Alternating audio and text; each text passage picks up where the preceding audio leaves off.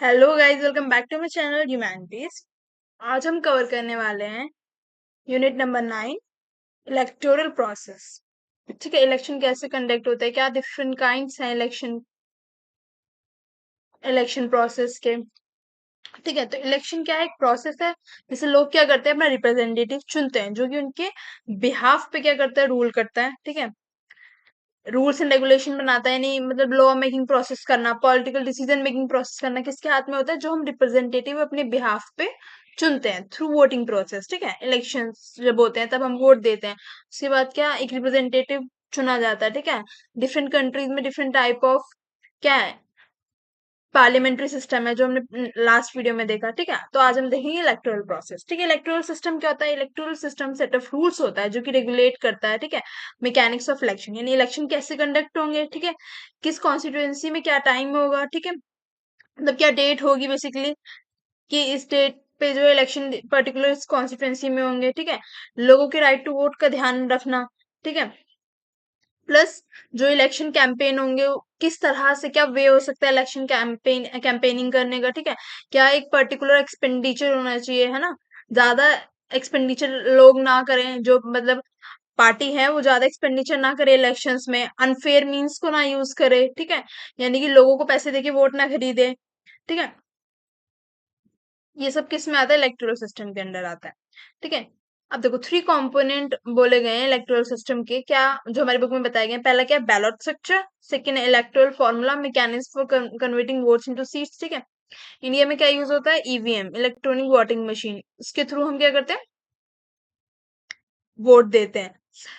बहुत सी कंट्रीज में क्या होता है, बैलेट पेपर होता है। ठीक है, बैलेट पेपर होता है जिसमें क्या करते हैं फिर उसका पूरा एक मतलब प्रोसीजर होता है कि कैसे उसमें वोट डालना है। ठीक है, डिफरेंट कंट्रीज में डिफरेंट डिफरेंट मेथड्स हैं इलेक्शंस को जो है कंटेस्ट कराने के। ठीक है, थर्ड क्या बताया गया है, districting process of dividing the territory into district और कॉन्स्टिट्यूंसी। देखो क्या करते हैं, जैसे जब बहुत बड़ी कंट्री है तो उसको क्या करते हैं, कॉन्स्टिट्यूंसीज में जो है डिवाइड करते हैं।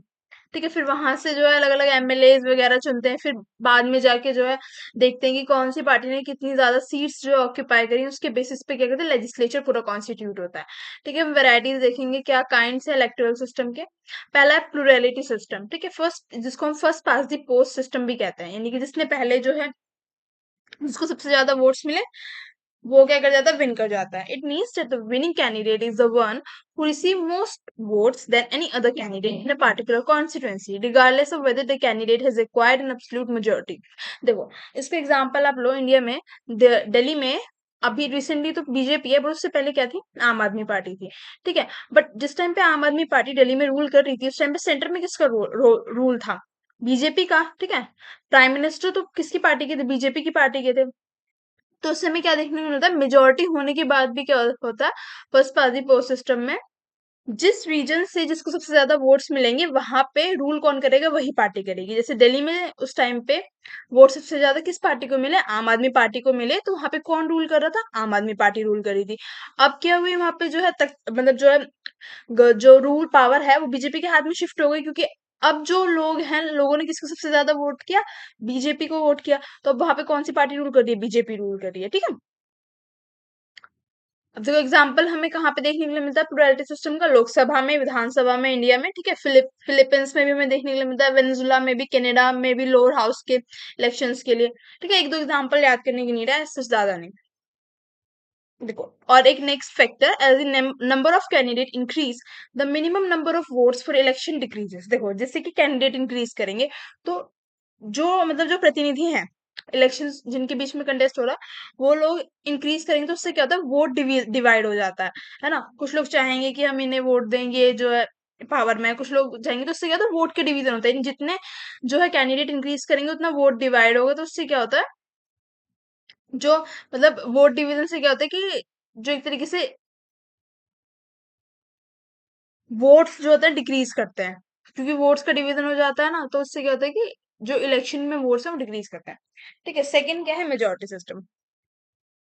ठीक है, मेजोरिटी सिस्टम में क्या होता है, the candidate who is declare elected secures more than 50%, यानी जो 50% से ज्यादा सिक्योर कर लेगा वोट्स, उसको क्या वो क्या हासिल कर लेगा, मेजोरिटी हासिल कर लेगा। अब इसकी दो वेरिएंट हमें देखने के लिए मिलता है। पहला क्या है, टू राउंड सिस्टम। RHS भी कहते हैं जिसको, और सेकंड है अल्टरनेटिव वोट सिस्टम। ठीक है, अब देखो पहले हम 2 राउंड सिस्टम देखते हैं। इसमें क्या होता है, 2 राउंड सिस्टम में नाम से पता चल रहा है कि 2 राउंड में जो है क्या होती है, वोटिंग होती है। अगर फर्स्ट राउंड में, ठीक है, किसी पार्टी को मेजोरिटी मिल गई तो ऑब्वियसली वो जीत गई। ठीक है, वरना क्या करते हैं, एक सेकंड राउंड कंडक्ट कराया जाता है इलेक्शंस का। ठीक है, सेकंड राउंड में क्या होता है, जो टॉप 2 जो कैंडिडेट होंगे, ठीक है, दो जो टॉप 2 कैंडिडेट होंगे किसी भी दो पार्टी के, जिनको सबसे ज्यादा वोट्स मिलेंगे, उनके बीच में क्या कराते हैं, इलेक्शंस कराते हैं। उसके बाद जिसको सबसे ज्यादा वोट मिलते हैं, उसकी पार्टी क्या कर जाती है, विन कर जाती है। ठीक है, एक एक फैक्टर में इसमें ये भी देखने के लिए मिलता है कि लोग क्या करते हैं, जैसे फर्स्ट राउंड में उन्होंने किसी को वोट दिया, तो सेकंड राउंड में क्या करते हैं, वो अपनी पार्टी स्विच भी कर सकते हैं। ऐसा कुछ कंपलसरी नहीं है कि आपने जिसको फर्स्ट राउंड में वोट दिया है, आप उसी को सेकंड राउंड में भी दो। ठीक है, सेकंड वेरिएंट क्या है, alternative vote system. Alternative vote system में क्या होता है, यहाँ पे सिंगल मेंबर कॉन्स्टिट्यूएंसी होती है। ठीक है, और कौन किस टाइप की वोटिंग हमें यहाँ पे देखने को मिलती है, प्रेफरेंशियल, यानी कि मान लो ए, बी और सी, ठीक है, 3 कैंडिडेट हैं। ठीक है, 3 कैंडिडेट में आप रैंक कर सकते हो कि आप सी को चाहते हो कि सबसे, अगर मतलब बने किसी की सरकार तो सी की बने, और बाई चांस सी को मेजोरिटी नहीं मिल रही तो आपकी नेक्स्ट जो है कैटेगरी में कौन है, नेक्स्ट रैंकिंग किसको दी हुई है आपने, मान लो ए को दी हुई है, फिर बी को दी हुई है। तो बाई चांस अगर सी के पास मेजोरिटी नहीं आई, तो फिर किसकी वोट काउंट में होगा, बी का काउंट होगा। ठीक है, इस टाइप से रैंकिंग के बेसिस पे इलेक्शन कंटेस्ट होते हैं अल्टरनेटिव वोट सिस्टम में। अब इसका एग्जांपल हमें कहाँ कहाँ देखने के लिए मिला, ऑस्ट्रेलिया में। ठीक है, हम देखेंगे, नेक्स्ट क्या है, प्रोपोर्शनल रिप्रेजेंटेशन सिस्टम, जिसको हम PR सिस्टम भी कहते हैं। ये कब आया, 19th सेंचुरी में आया। किस टाइम पे आया, 19th सेंचुरी में। इसका मतलब क्या होता है, proportional representation system is based on the principle that the percentage of seat for each party should be in direct proportion to its percentage vote share secure in the national election। मतलब basically देखो,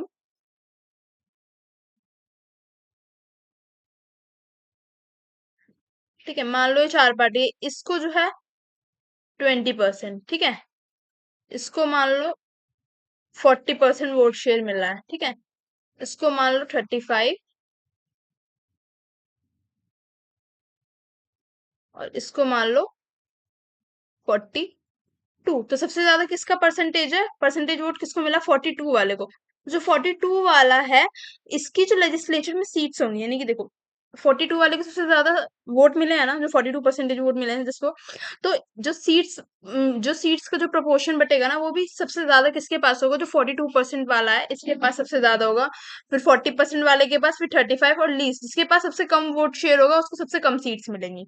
ठीक है, जो seats का basically जो division होता है वो किसके बेसिस पे होता है, वोट शेयर के बेसिस पे। जिसको जितना परसेंटेज ऑफ वोट मिलेगा उतना ही उसको रिप्रेजेंटेशन मिलेगा लेजिस्लेचर में। ठीक है, उतना ही वोट कहाँ पे मिलेगा, लेजिस्लेचर में उसको मिलेगा। ठीक है, अब इसके क्या वेरिएंट हमें देखने को मिल रहा है, पहला है सिंगल ट्रांसफर वोट सिस्टम, और दूसरा लिस्ट सिस्टम। देखो सिंगल ट्रांसफर वोट सिस्टम में क्या होता है, एक बेसिकली एक फॉर्मूला है, ये एक कोटा जिसे हम कहते हैं। ठीक है, इस कोटा के अंडर जिसके वोट आ गए, ठीक है, मतलब जैसे कि ये मतलब ये एक फॉर्मूला है। ठीक है, बेसिकली इस मतलब जिसके भी इससे ज्यादा अगर आ गए, पहली बार में वोटिंग हो रही है, ठीक है, जिसके भी जो है इस कोटे से ज्यादा जो है वोट आ गए, तो उसका क्या किया जाएगा, वो तो ऑब्वियसली बात है, विन कर गया। ठीक है, विन कर गया। और जो बची हुई मान लो, हाँ देखो लिस्ट सिस्टम में अब क्या होता है, लिस्ट सिस्टम में क्या होता है, सिंगल नेशनल कॉन्स्टिट्यूएंसी होती है। ठीक है, और इसके एग्जाम्पल में कहाँ देखने को मिलता है, इसराइल में, साउथ अफ्रीका में और स्पेन में। ठीक है, बेसिकली इसमें जो कैंडिडेट जो मतलब वोटर्स हैं वो कैसे वोट करते हैं, पार्टी के बेसिस पे। ठीक है, यानी कि मान लो ऐसे ए, बी और ये सी, ठीक है, यहाँ पे पार्टी के नेम्स होंगे कि ये पार्टी है जिसके बीच में इलेक्शंस हो रहे हैं, तो आप अपनी पार्टी के हिसाब से जो क्या करेंगे, चुन लेंगे कि हाँ हम चाहते हैं कि ये पार्टी पावर में है। ठीक है, नेक्स्ट है mix member system. Mix member system में क्या होता है, रिफर्स टू इलेक्टोरल सिस्टम, जहाँ पे कुछ सीट्स जो है लेजिस्लेचर की किससे फिल की जाती है, प्लुरैलिटी वाले सिस्टम से, जो हमने फर्स्ट में देखा, और मेजोरिटी फॉर्मूला से। जो 50% सीट्स है वो इन दोनों फॉर्मूला से जो है क्या की जाती है, फिल की जाती है, और बाकी की जो रिमेनिंग 50% है उसको PR से, प्रोपोर्शनल रिप्रेजेंटेशन से फिल किया जाता है। ठीक है, जैसे कि एग्जांपल हम देखते हैं, जर्मनी में जो 50% सीट है लेजिस्लेचर की, वो प्लुरैलिटी से मतलब फिल की जाती है, और 50% किससे, PR से। बेसिकली ये 50-50 करने का रीजन क्या है, ये रीजन है कि सब जो पार्टीज है ना, कोई एक पार्टी डोमिनेट ना कर पाए लेजिस्लेचर को, सभी पार्टीज को क्या है, एक मिनिमल अमाउंट ऑफ रिप्रेजेंटेशन जो है लेजिस्लेचर में मिले। ठीक है, एडवांटेजेस और डिसएडवांटेजेस क्या है प्लुरैलिटी सिस्टम के या first pass the post system के, जो हमने सबसे पहले देखा, ये बहुत ही इजी होता है टू कंडक्ट कराना, ठीक है, कंडक्ट कराना बहुत ही ज्यादा इजी होता है। सेकंड क्या करता है, ensure high level of candidate recognisation and voters, यानी कि इसमें क्या होता है, हम फेस होता है बेसिकली, जैसे कि हमें पता है कि हमारा जो इस एरिया से कैंडिडेट है वो कौन है। हम पार्टी के बेस पे वोट नहीं दे रहे हैं कि हाँ ये पार्टी बहुत डोमिनेट है, ये पार्टी बहुत अच्छी है, ठीक है, तो पार्टी के बेस पे हम वोट नहीं दे रहे हैं, हमें पता है ये हमारे यहाँ से ये कैंडिडेट जो इलेक्शंस में खड़ा हुआ है और हमारे लिए ये काम करेगा, ठीक है। बेसिकली एक ट्रांसपेरेंसी जो है हमें सिस्टम में देखने को मिलती है, क्लैरिटी हमें देखने के लिए मिलती है बिटवीन पीपल एंड जो भी मतलब पार्टी है, कैंडिडेट जो भी इलेक्शन में खड़े हुए हैं उनके बीच में, ठीक है। सिंगल पार्टी मेजोरिटी में आती है तो उससे हमें क्या है, स्टेबल गवर्नमेंट भी देखने के लिए मिलती है, क्योंकि जनरली इन जनरल देखा गया है कि कोलिजन गवर्नमेंट भी आती है, बट जनरल वे में क्या देखा गया है कि कोई एक सिंगल पार्टी है जो कि मेजोरिटी में आके क्या बनाती है, सरकार बनाती है, जिससे क्या होती है, गवर्नमेंट भी स्टेबल रहती है। डिसएडवांटेज क्या है, यहाँ पे वोट वेस्ट देखने के लिए मिलता है। कैसे देखने के लिए मिलता है, देखो, अब ये चार मान लो कैंडिडेट हैं, ठीक है, एक को 30 मिले, एक को 35, 20 और 15, टोटल कितना और 100। जीतेगा कौन, जिसको सबसे ज्यादा वोट मिले, 35 वाला। बट जो बाकी जो वोट्स वेस्ट हुए, यानी ये जो 30, 20, 15, यानी कि जो 65 टोटल वेस्ट जो वोट है वो वेस्ट हो गए, और जो इन पैसे लोगों की आवाज है ये इग्नोर कर दी गई, ठीक है। देखो, it is not certain that party which wins the majority of the vote nationwide will gain more seats in the legislature simply for the reason that is the number of seat rather than number of vote won by the candidate of the party in their constituency। देखो, मैंने आपको जैसे वो दिल्ली वाला example दिया था ना, आम आदमी पार्टी वाला, कि जिस एरिया से जिस पार्टी को वोट ज्यादा मिलेंगे उस एरिया में वही पार्टी रूल करेगी बेसिकली, ठीक है। ऐसा कुछ नहीं है कि मेजोरिटी अगर बीजेपी को है तो बीजेपी ही जो है पूरे इंडिया में बीजेपी आ जाएगी, ऐसा कुछ नहीं है। आप साउथ में देखेंगे तो कांग्रेस की भी अच्छी खासी हेजेमनी है। देखो, टैक्टिकल वोटिंग क्या होती है, टैक्टिकल वोटिंग बेसिकली होती है कि मान लो आपके एरिया से, ठीक है, आपकी कॉन्स्टिट्यूएंसी से कोई कैंडिडेट उठा हुआ है, ठीक है, और वो किसी मान लो चार मेजर पार्टी का नाम ले लेते हैं, कांग्रेस, बीएसपी, बीजेपी, आम आदमी पार्टी, ठीक है।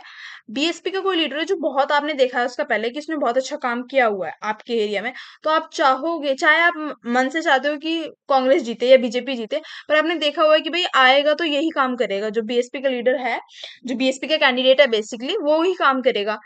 अदर पार्टी के जो कैंडिडेट है वो उनमें ऐसे कुछ खास बात नहीं है, वो काम नहीं करेंगे, तो आप क्या करोगे, बीएसपी वालों को ही वोट दोगे जो अपने एरिया के हिसाब से, यहाँ भी हमारे एरिया में तो ये काम करेगा। तो बेसिकली इसको क्या कहते हैं, टैक्टिकल वोटिंग कहते हैं, ठीक है। पीआरटी सिस्टम की मेरिट्स और डिमेरिट्स क्या है, इसमें भी क्या है, फ्यू वोट्स वेस्ट होते हैं, जैसे कि हमने उसमें देखा ना, वेस्ट होते हैं वोट्स बहुत ज्यादा, ये क्या मेरिट्स एडवांटेजेस है, ठीक है। वेस्ट जो है वोट है बहुत कम होते हैं, ठीक है, जिससे क्या होता है कि पॉलिटिकल पार्टिसिपेशन हमें ज्यादा देखने के लिए मिलता है, ठीक है।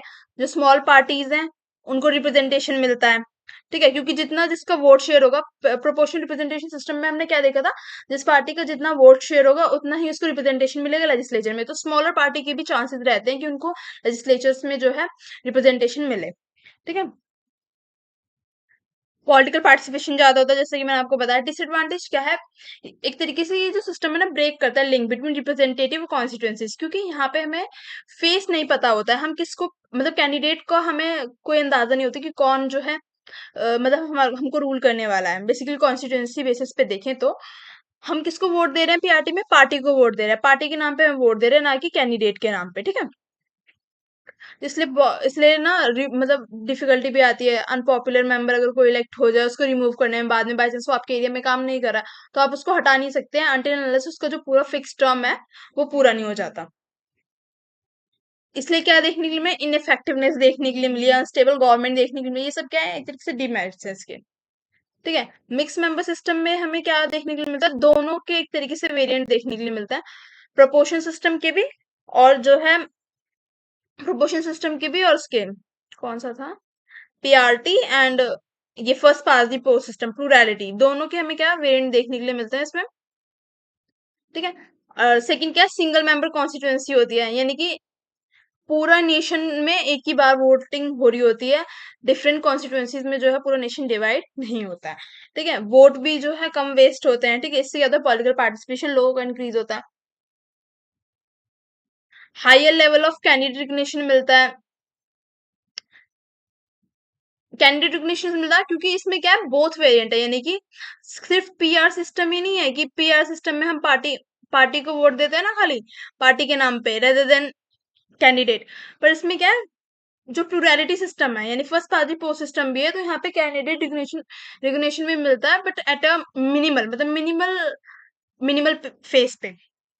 ठीक है, डिसएडवांटेज क्या है, the presence of single member constituency component contribute in restricting the level of professionality. देखो, सिंगल जब आप पूरी कॉन्स्टिट्यूंसी में सिंगल यानी पूरे नेशन में एक ही बार जब इलेक्शंस होते हैं, तो उससे क्या हमें देखने के लिए मिलता है, जो लेवल्स है प्रोपोर्शनैलिटी का, यानी जो स्मॉलर पार्टीज की जो रिप्रेजेंटेशन है वो हमें कम देखने के लिए मिलता है। ठीक है, ये क्या करते हैं, मैनिपुलेशन की स्ट्रेटेजी अडॉप्ट करते हैं in this system, mix member system में। स्मॉलर पार्टीज के साथ मिलके क्या करते हैं, ये कॉलिजन कर लेते हैं, जिसकी वजह से जिससे वोट वेस्ट ना हो एक तरीके से, उनकी सरकार आ जाए, जिसकी वजह से क्या होता है, ऑब्वियसली बात है, अगर कुछ भी एग्रीमेंट होता है तो किसी भी एग्रीमेंट को डिसएग्रीमेंट में बदलने में देर नहीं लगती। ठीक है, लेटर ऑन क्या कॉन्फ्लिक्ट वगैरह देखने के लिए मिलते हैं बड़ी पार्टी और छोटी पार्टी के बीच में, जिससे क्या होता है, पॉलिटिकल स्टेबिलिटी क्रिएट होती है। ठीक है, that's all for this video. Thank you for watching the lecture. If you like this session, do like, share, comment.